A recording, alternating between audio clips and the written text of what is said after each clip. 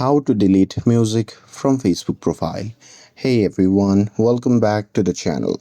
In today's video, I'll show you how to delete music from Facebook profile. So now without further ado, let's get started. So here, first thing first, open the Facebook app on your phone. And now here, once you're inside the app, just tap on the profile icon shown in the top left side of the screen. And now here, once you're inside the profile section, just tap on the music option right here. Now here, once you're inside this section, you can just tap on edit.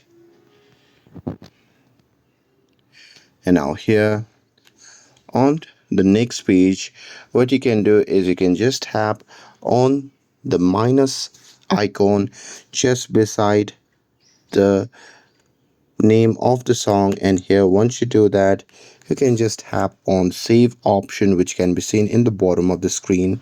And here once you do that, the music will be deleted from your Facebook profile. And that's it. With this, if you found this video helpful, then don't forget to like, share and subscribe to get updated for more videos. Thanks for watching, and I'll see you in the next video.